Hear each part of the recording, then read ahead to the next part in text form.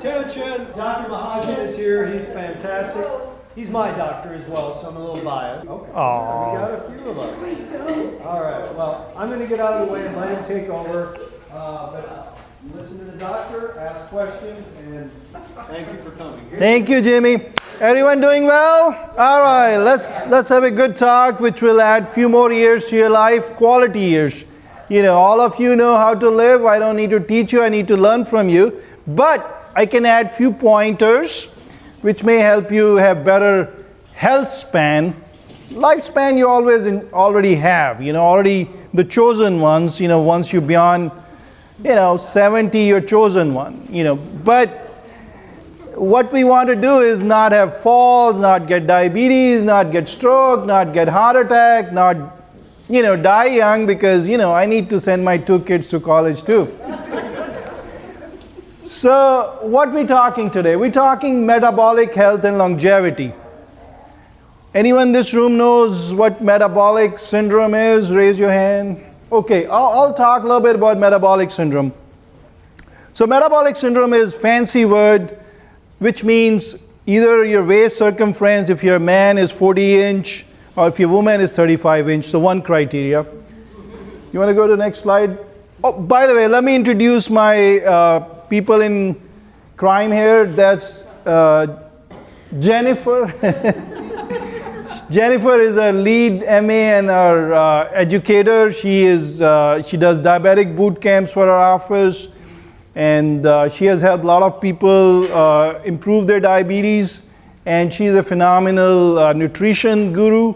So we rely on her for all these community talks and input. So we have a big conference room in our office.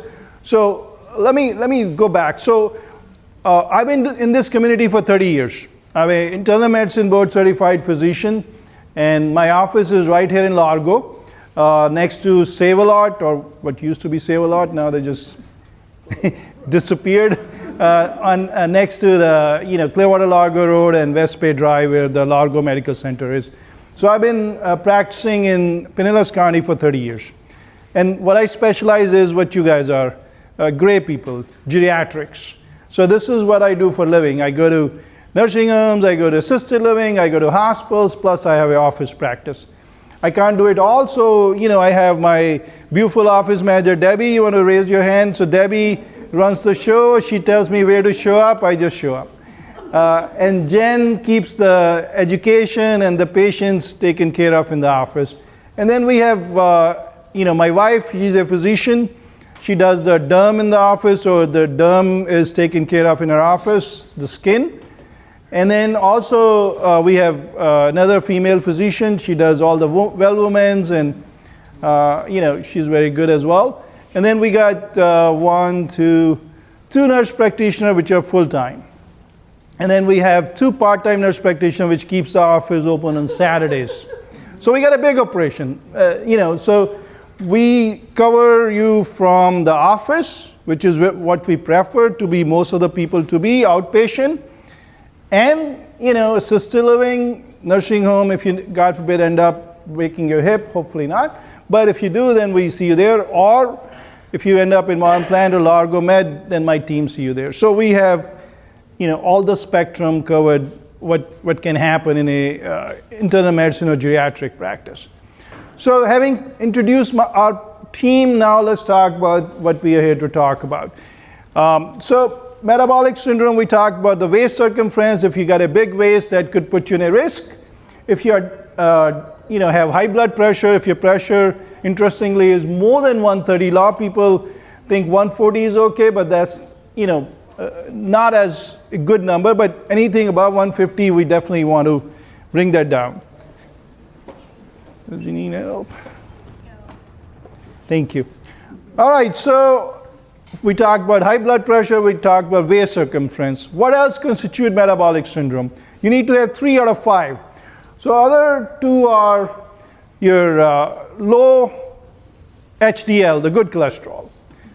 So if your HDL is less than 40, then you are a higher risk for things we're going to talk about, what metabolic syndrome can do. And the other piece is the triglyceride. If it's more than 150, which is the fat in your body, so you should get a lipid panel at least once a year. If you're diabetic, and have heart disease or strokes, then at least twice a year, the lipid panel. So that will give you the HDL and the LDL number, the triglyceride and the HDL. So if you have any of that, then you have higher risk of metabolic syndrome. And what is metabolic syndrome? It is just put you in higher risk for diabetes, 2 times higher risk. 5 times higher risk, sorry. 2 times higher risk for strokes and heart attack. So 2 times higher risk for strokes and heart attack if you have any of those. The more of these criteria you have, more the risk goes up. And 1.5 times the risk of death from any cause if you have metabolic syndrome. So you want to, and the blood sugar, we forgot about that criteria, that's important criteria. More than 100 fasting, not diabetes. Diabetes is fasting 126. We're talking pre-diabetes, more than 100. So that puts you in higher risk. 1 in 3 adults in the United States have metabolic syndrome. 1 in 3 adults. That's why this topic is important. We don't talk too much about this topic. I think we should talk more because it's relevant to everyone in this room. You probably have 2 or 3 criterias, in this room. The sugar more than 100, waist circumference. Some people are in good shape here, some people are not. So that waist circumference kicks in. And then high blood pressure. A lot of us in this room has high blood pressure. And then the same thing with the HDL, the good cholesterol being low, it's very difficult to bring it up. So that's mostly genetics. So what can we do? So we figured out, yes, it's important, 5 times risk of diabetes, 2 times risk of strokes and heart attack, 1.5 times risk of increased death. So what can we do? Jen, you want to put to next? So why this happened is, very obvious, but also worth looking at. Poor diet. What you got served today is good diet. You get, if you look at it, it's a better bread. It has seeds on it, nuts on it, so that's better bread. And then it's not fried, so that's always good. Trans fat, causes issues. If you look at it, there's fiber in that. There is cabbage, there is tomatoes, there is onions, so that's all good. And then you got fruit, the fruit and the water. So those are important component of good diet, and we'll talk about more at length because that's where the most of the money is in the diet and activity.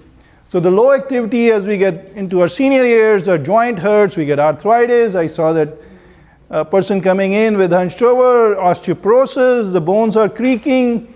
You have less stamina because you have heart disease or swelling in your legs. So all those things impair your activity. But that's why you have a beautiful pool. And you pay for it. So use it. I don't see anyone using it. So, yes, it's a little bit cold, yes. But, the pool is phenomenal, and we'll come back to that in a minute. Stress, the kids are wanting more money, and they are, calling you every day because, they got divorced. Shit happening every day with the family. The one you love give you the most grief. And finances, as we get into retirement years, the money is tight, the inflation is high, the gas prices are high. So the financial stress is every day. The the emotional and the family stress adds to it. So everyone has different kind of stress. Health, if your health is not in good shape, you got hospitalized, you got out of nursing home, you can't walk, all those things add stress. And that leads to sleep imbalance. People don't realize how important the sleep is.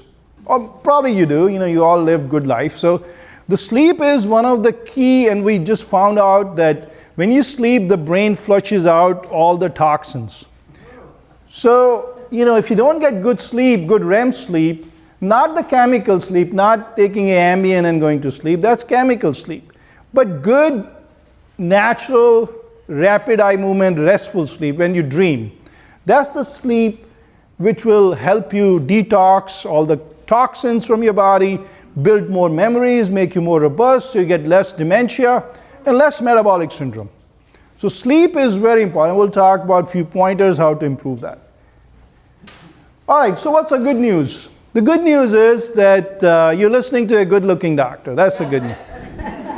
Now, the good news is that we can take care of metabolic syndrome very easily. Just small steps. I'm not asking for wholesale changes because that's not possible. Everyone is creature of habits. The foods are habit, the activity is a habit, lack of activity is a habit. So just small steps can make a big difference. And it's never too late. You're in your 7th decade, 8th decade, 9th decade. You can do small changes.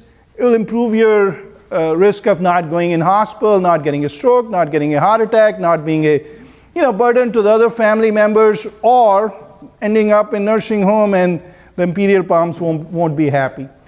All right, so food matters. Okay, let's talk about the biggest elephant in the room, the food. That's why you came here for the talk. I know that. The jokes are free. Don't worry. We won't put a tip jar out. So the food is like what I call the most important medicine. The food is medicine.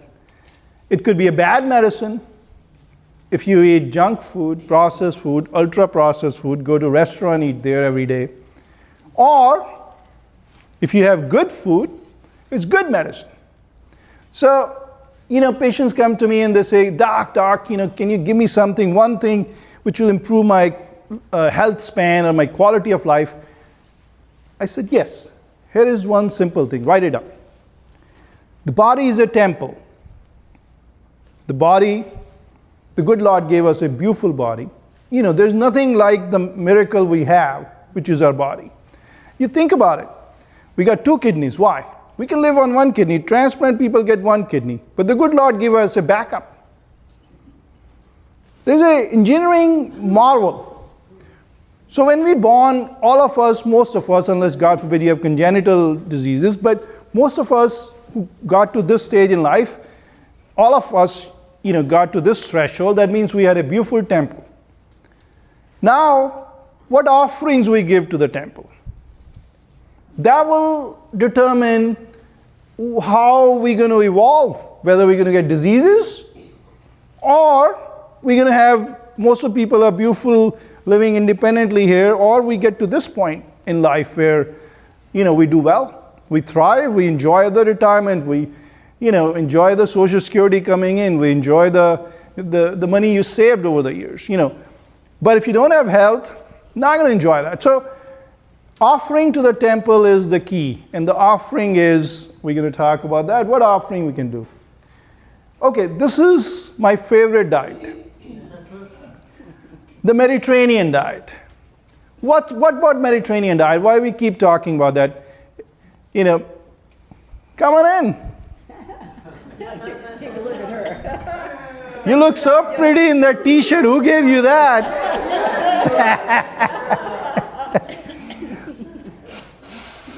So we have some walking advertisements. Jacqueline is our main advertisement, and then we got another one. But these patients are so kind. They always love us, and we thank them for that. All right, so talking about Mediterranean diet. What's the key component of Mediterranean diet? Anyone wants to guess? All right, so the key components are what you're eating mostly. The fruits, the vegetables, more vegetables and more vegetables. But we can add other things. Lean protein, fish, healthy oils like olive oil, and then grains, whole grains. Now, the meat, people ask me, what about meat? Moderation, sure. But the red meat has fat. And a lot of breakfast meat like bacon, sausages, they are processed. So the processed meat, what's the problem? The problem is it increases over a period of time the risk of multiple cancers. So less processed meat, if you take one thing out of here. And if you look at your plate and divide it into 4 quarters, 3/4 quarter of the plate should be fruits and vegetables and whole grains. 1 quarter, enjoy whatever you want to have, but the 3/4 quarters should be one of these things. Mostly veggies, mostly fruit, mostly whole grain, mostly fish. 1 quarter I'm giving you because you earn it. You're all doing well to get to where you are. But don't make it the other way around. Don't go for 2 helpings of chicken wings and 1 helping of ice cream and one helping of cake, and then you have 1 carrot on the side just because you listen to my talk.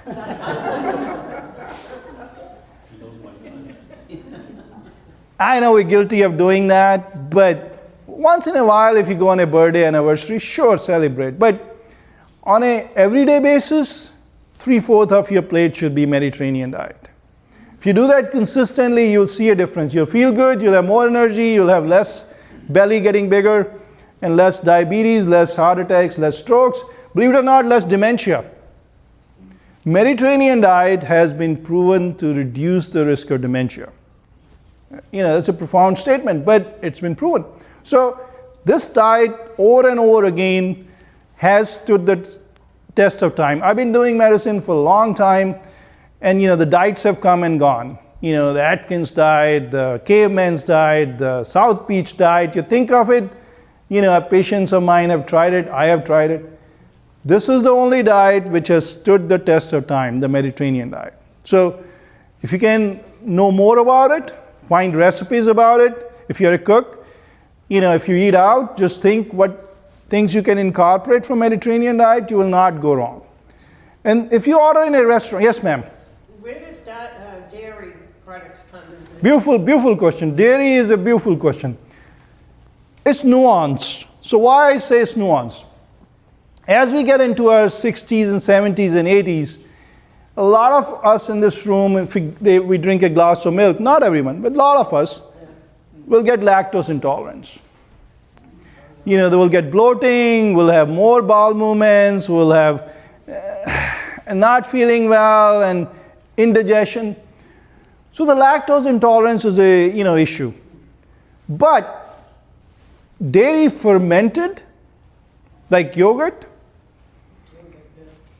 buttermilk, kefir, beautiful.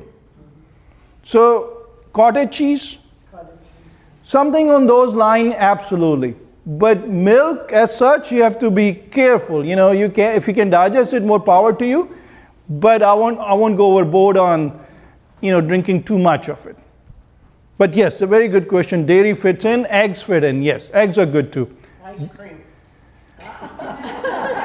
All right, let's talk about ice cream. Who in this room does not like ice cream? Raise your hand.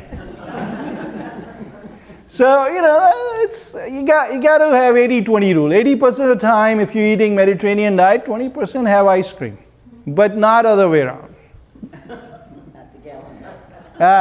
So, look, go back one more time, Jen, sorry. Yeah, so we talked about a few ingredients here. So the top one I didn't talk as much as I should. To me, the fiber is the king for the offerings. We're coming back to the word offering. Fiber is should be the most important ingredient to our offerings. Why? So the reason is, let's take example of ice cream. And let's take an example of, let's say, sweet potatoes. Sweet, right? What's the difference? I have this scoop of ice cream this lady gave me. I enjoyed it. It went down and I went for second helping, third helping. Ice cream does that to you. What happened inside our body? The sugar is packed with the cream and, it's all tight. What we call sugar-rich foods. The sugar goes up, we get a thrill. That's why we get hooked to that kind of stuff like soda pop, ice creams, anything dessert which has a lot of sugar, a lot of cream, we like it. A lot of fat, we like it. Why? Because we get a nice rush of sugar going through our system. The sugar goes up, 120, 130, 140, 150, 200, 250, depending on, how your pancreas is. Some people have pre-diabetes, diabetes, their pancreas is not producing enough insulin. Some people who are not, still, it's quite a bit, within an hour it can go up to 180, 200. Now, if you're young, your metab is good, no worries. The body take care of it. But as we get to our age here, the metab is slow.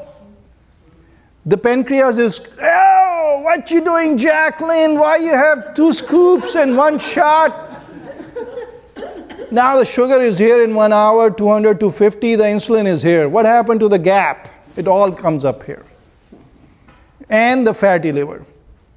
So the storage mechanism of the body is unable to handle the gap, the need for insulin and the high peak of the sugar. That's why the fiber makes a difference. So now let's talk about sweet potatoes. Sweet potatoes comes with fiber and starch, both. Now, the fiber slows it down. The peak, instead of going like this on the sugar, is like this.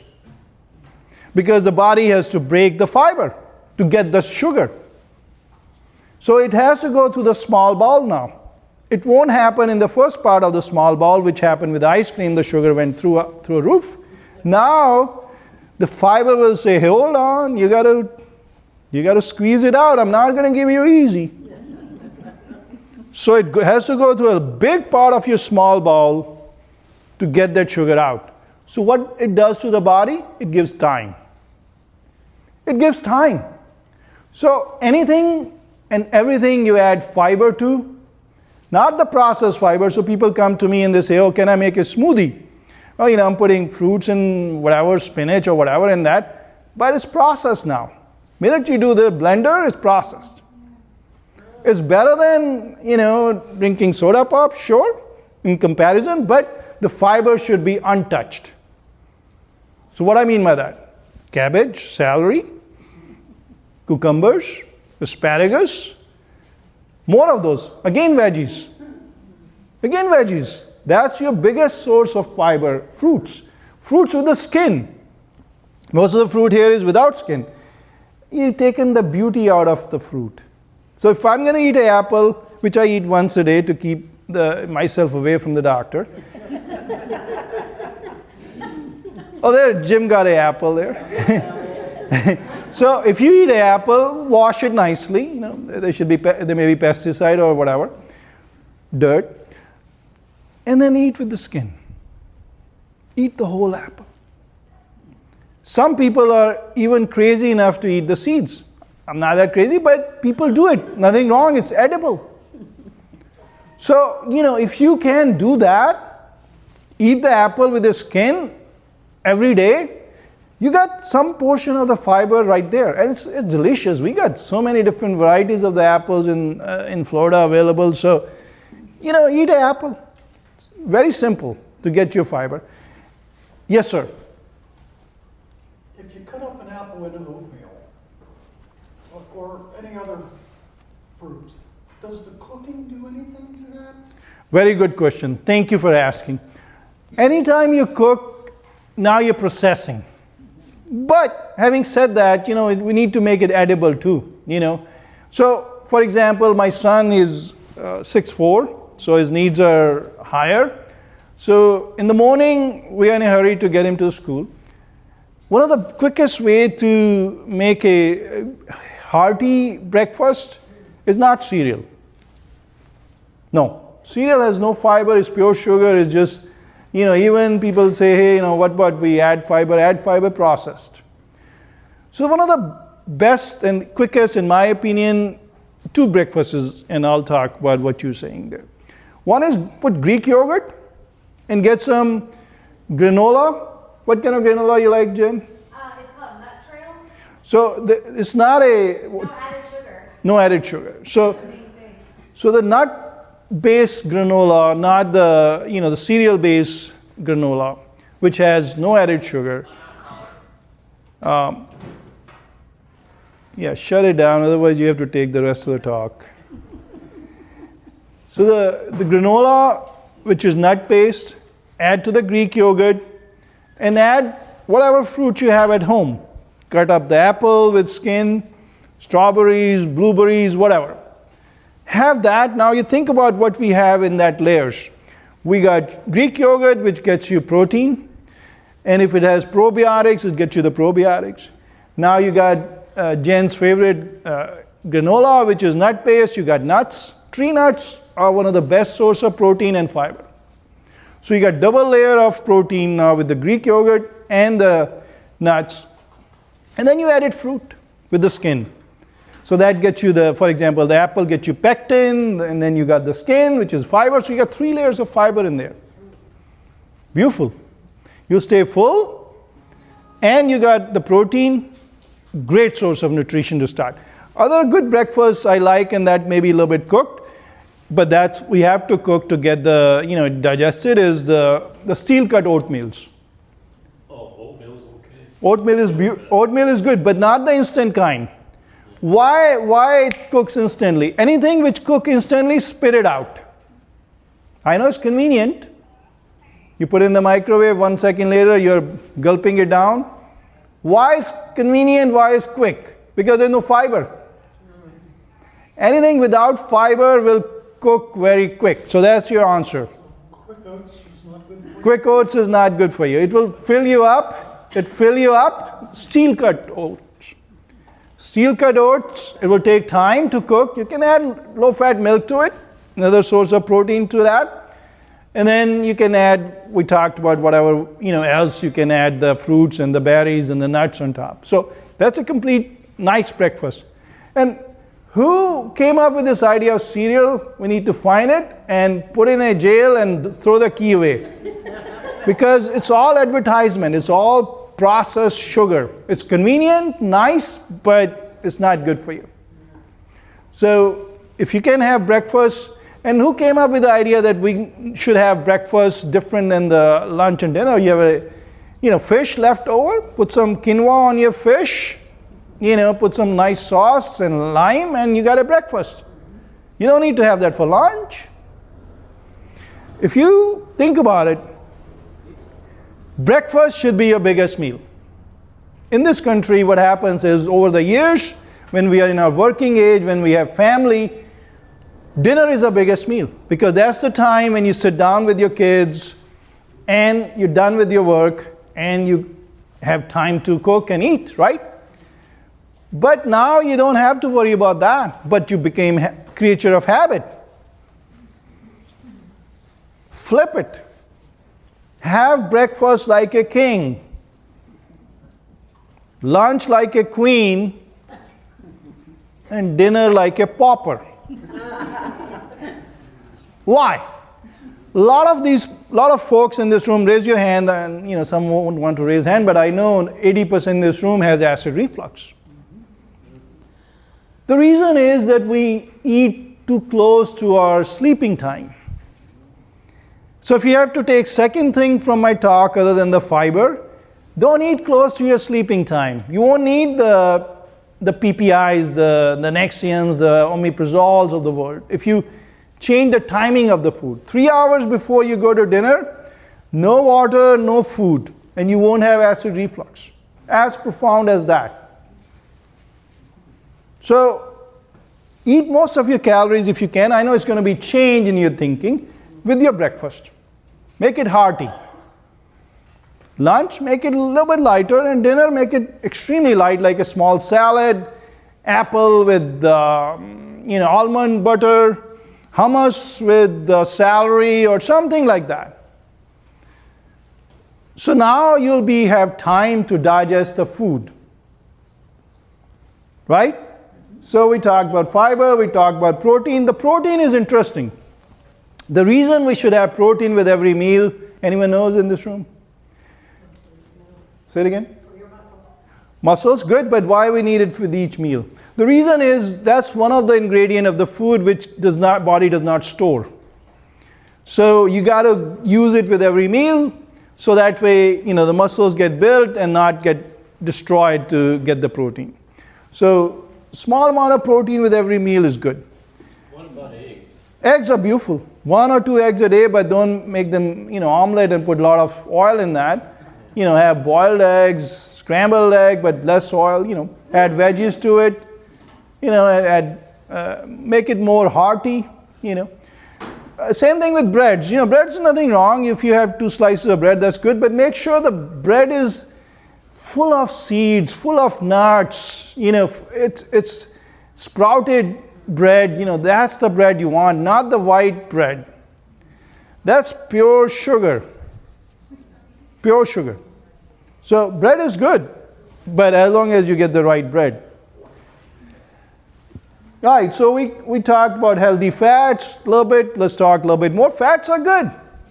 Fats get the bad marketing rep. They need to fire their rep. The fats are good, but you need to get the right kind of fats. What I mean by that is olive oil you can sprinkle on your salads. It's good source of fat. Keep extra virgin olive oil next to you. Put some herbs on your salad. Put some nuts on your salad if you have.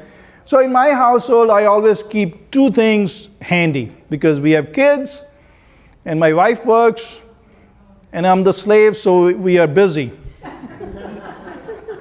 So we always have two things as a base. So if you've been to Chipotle, you know, I'm not advertising them, but they have a good concept. What is the concept I'm talking about here? Or Fresh Kitchen if you've been to that restaurant. The concept is availability of few types of grains. So in our household on the weekend, we always cook the brown rice and the quinoa and keep it in the refrigerator for next 4 or 5 days. What does it do? It gives you the access for a good base for the food. So now we have let's say one day we have quinoa and we cook black beans, for example. Black beans, by the way, interestingly, just a study came out 2 months ago. They found it works like Ozempic. How? The Ozempic is GLP-1 agonist, which is naturally found in our gut, and it makes us full. So anyone taking Ozempic or drugs like that, Zepbound or Trulicity in this room for diabetes or weight loss, they don't feel hungry. Same thing happened with black beans. It produces more satiety, more GLP-1 agonists in your gut. Same thing happened with across the beans class. No, not just the black beans. So pinto beans, navy beans, chickpeas, lentils, green peas, any of those, all of those will make you full. Again, why? Our friend fiber. Fiber is the king. If you have to take one lesson from my talk, add more fiber to your diet. Whichever way, natural fiber, not processed, not the canned beans. I know in this room, a lot of people use canned beans for making chili. No, that's processed. So know the difference between processed and not processed. So what you said, Doc, that's a lot of work. Yes, you have to plan a little bit. So for example, in our household, we put the red kidney beans or chickpeas or black beans, soak it overnight. The other advantage of soaking the beans overnight, you'll have more friends. Raise your hands, why? Yeah, someone said less gas. So yes, if you soak the beans overnight, you produce less gas. So, not only you get all the salt which comes with the canned beans, you don't need that because that raises your blood pressure, causes heart failure. Also, you get digested better. So the lentils, beans, any of that, all of that, coming back to our household, quinoa, brown rice, we got 2 cooked over the weekend. Very easy to cook those. It takes 15 minutes top to cook 1 cup, and you keep it, sealed in the refrigerator. Now you have a base, you add beans if you have beans. Next day you got bored with brown rice, use quinoa as a base, and then use a different bean. And then you have fish, add fish. That's your breakfast. It's very simple. Whatever is left over, you add to the base, and keep some sauces and herbs. That's what makes it more, smells good and you feel more appetizing. Otherwise, it looks bland. So the herbs, fresh herbs. I had a patient, she had COVID a few years back when COVID was rampant, and she lost her sense of smell. So I was doing some research how to help her. And every time I looked, they keep talking about introducing her to more herbs. The reason is the herbs, the fresh herbs, have the oils. The dry herbs are okay, but they don't have the oils left in them. The basil, the fresh basil, fresh oregano, fresh rosemary, you smell it, you want to eat it. So, and I started giving her herbs, oils to smell. In 3 to 4 months, her smell slowly started improving, maybe on its own, maybe from the oils, but it's no harm done to her. But point I'm making is the herbs, if you're ever cooking for Thanksgiving, Christmas, or whatever, you have herbs in your dishes, suddenly there is aroma. So the herbs are, to me, very important to have them handy. to make the meals more beautiful, more colorful, more appetizing. So I know they're expensive, but you just need small amount. So keep them handy. Whatever herbs you like, basil, fresh cilantro, fresh mint, whatever, I don't care. Just put them more in your foods and your salads, you will see the difference. The other thing we keep handy all over our house for munching is the nuts. Not the salty nuts, but unsalted nuts. And that's a good snack. Anytime you're hungry, instead of going for crackers, go for nuts. Go nuts for nuts. And they provide you the right amount of fat, right amount of protein, right amount of fiber. That's a good combination. The only nut you should eat in moderation is peanut.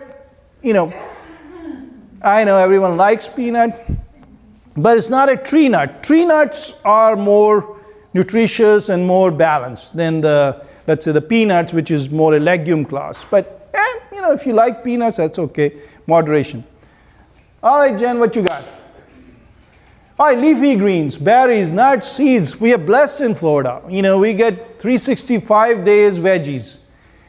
There is a store, I know it's not that far from you guys too. It's called Jams. They don't give me any commission. It's on Clearwater Largo Road.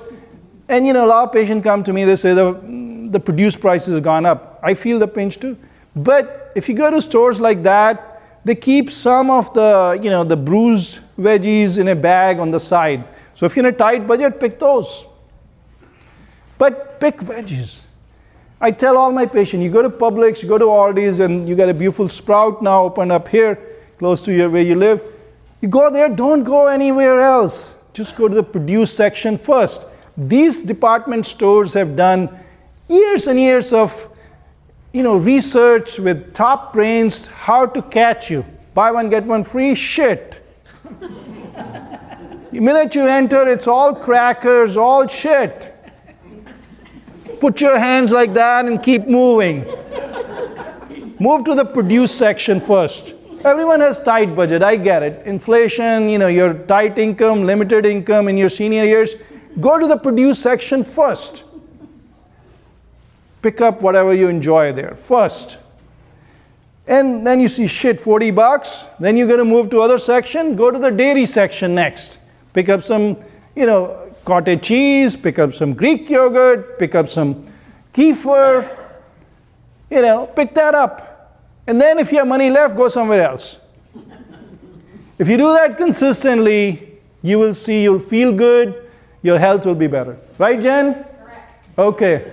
And fatty fish. If you like fish, and we are blessed in Florida, get fatty fish. That's better.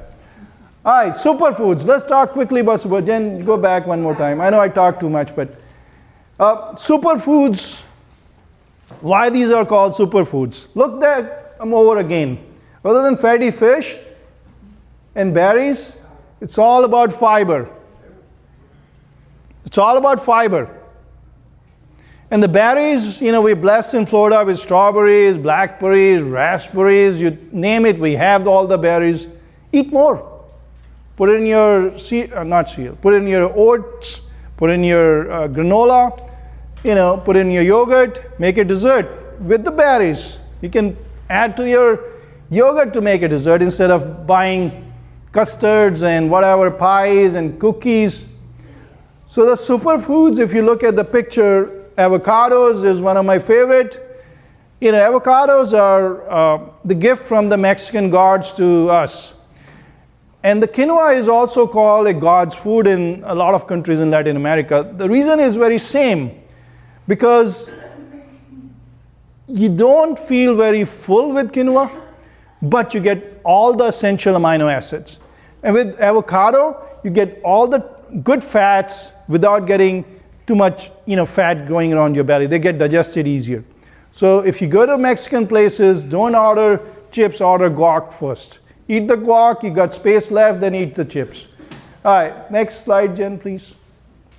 All right, so the next most important part, which you guys have access to pools, you got access to gym, you got access to activity director, Jimmy, and now Robin. They can get you hooked up with Tai Chi and chair yoga and water aerobics galore. Do it. You're paying for that shit. You're paying for these beautiful people. Use them. Even 5 minutes more than what you're doing will prevent a fall. Forget about metabolic syndrome. God forbid any of you guys in this room have a fall, break your hip, 50% mortality. 50. So just 5 minutes more movement after meals will prevent that. 10 minutes I'll be jumping up and down with joy. So 10 minutes movement after each meal will do two things. It's simple, go to your mailbox or say hi to your Jackie next door if she's collecting the junk. Or whatever she's doing.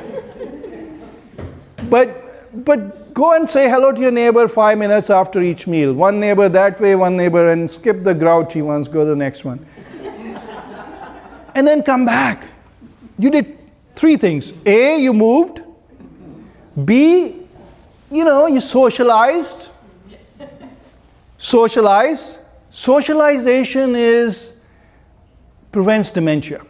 There is no other drugs, which we have like Namenda, Aricept, even the IV drugs, the newer ones, the antibodies, they don't work as well as socialization in preventing dementia.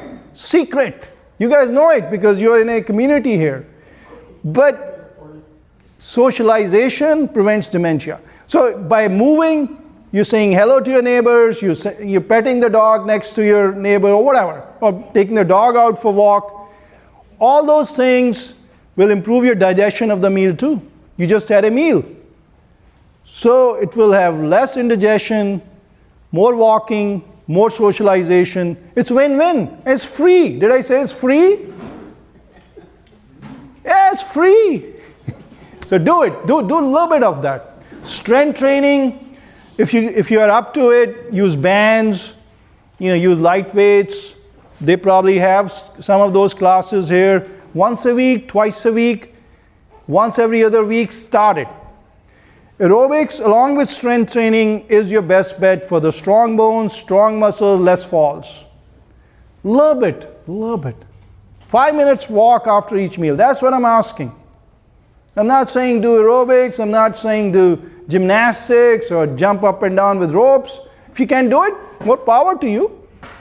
But if not, at least 5 minutes walk after each meal. Don't just lay down after eating. All right, Jen, what you got? All right, so daily habits. If you put those into your habits, Dr. Mahajan said 5 minutes walk after each meal. Make it a habit. That will stick. If you do it with other people, it'll stick even more. So if you take your neighbor out for a 10 minutes walk after lunch, you're socializing, plus you're doing it with another person. It will stick more. Manage stress, kill your daughters. Or whatever. Just see what's causing it.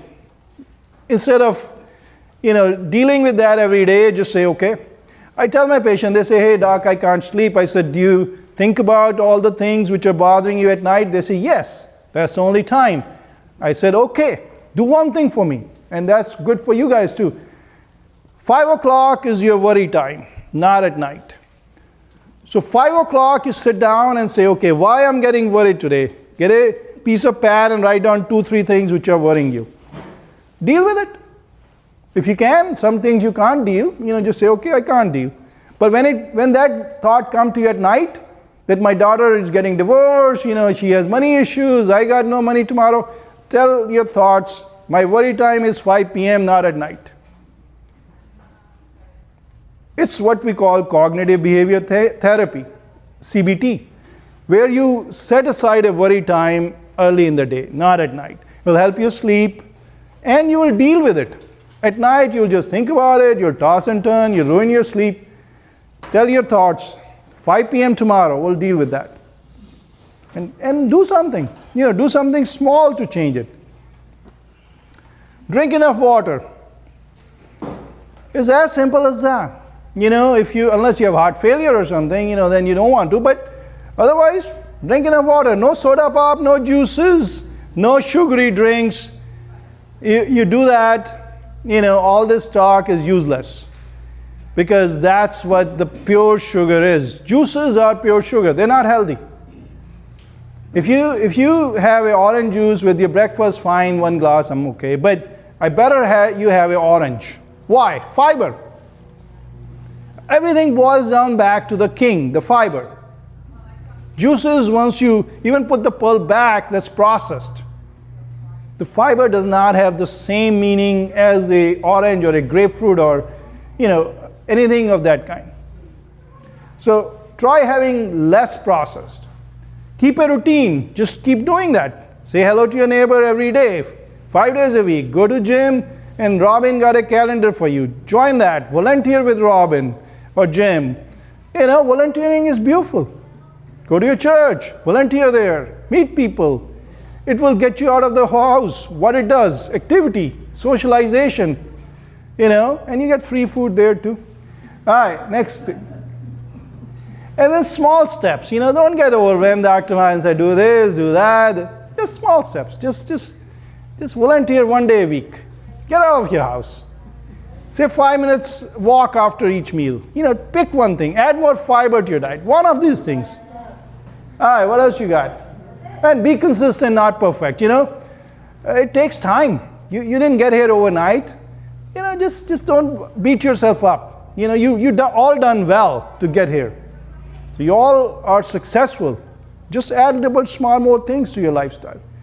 All right, we'll leave some room for questions. Jen, thank you so much. You did a great job putting it together. Anyone has questions? Yes, sir. Is whole wheat bread okay? Very good question. His question is, whole wheat bread okay? So the question is, yes, it's okay. But how much you eating? You eating the whole loaf? Oh, no. So, yes, couple of slices, sure. Okay, let me give you one general rule of thumb, and then I'll come back to your question. Anything white, spit it out. Anything white, what you do? Anything colored, naturally, not artificial color. Eat more. You will never go wrong with that rule. Beets, dark green vegetables, anything dark, wonderful. It has antioxidant, nutrients galore. It's beautiful. Anything dark. Anything white, pasta, white bread, what you do? Spit it out. Chocolate's good for you. Say it again. What's good for you? Chocolate, because it's dark. Dark chocolate, yes. Dark chocolate, yes. Moderation. You don't want to eat the whole, box in a day, but 1 or 2, yes, ma'am. Sourdough bread. Sourdough bread. Moderation, it has some advantage to it. So I'm not saying but if I have to pick, I'll pick something with nuts, seeds, and which is dark. Brown, sprouted. Yes. Yes, ma'am. Rye. What? Rye. Rye bread is okay. It's not white. It has some rye, which is seeds. So, yes, ma'am. I'm nothing against any of that, but make sure that it's not artificially sweetened. I probably go to Aldi's or Sprout instead of going to Walmart for the processed bread. Make sure the bread is fresh baked. I think that makes a big difference in the processing of the bread. If you get the fresh baked from Publix even, they are okay. They keep them frozen for some time, but that's okay still. But the one which are in the aisles, which are there for a year, run! Whole wheat pasta, very good point. I'm glad you brought pasta. Pasta, I love pasta. You got no other food, you boil the pasta, put red sauce, you're good to go. But the problem is it's refined flour in that. So the whole wheat or chickpea pasta. If you go to Target or Walmart, Publix, they carry now, I think it's called Bonilla brand. They have chickpea pasta now. So whole wheat chickpea pasta, but again portions, it's carbs. And how you make it. So for example, when I make the pasta for my boy, I make sure I put fresh tomatoes in that, fresh veggies in that, and basil in the end. So then, you get some veggies out of it. Yes, ma'am. Pizza.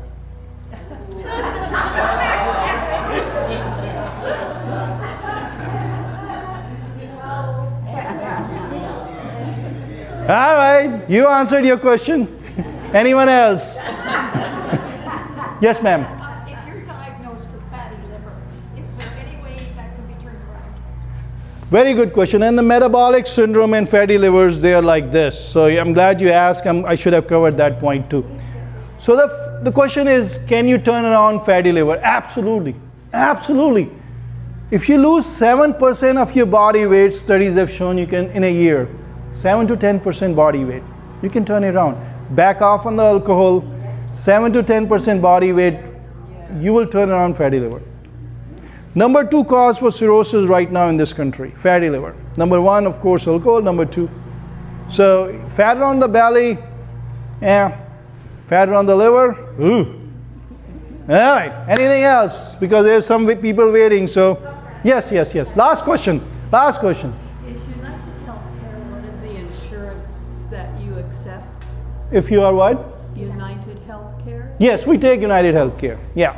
If you have questions about what insurance we take, you can ask Debbie.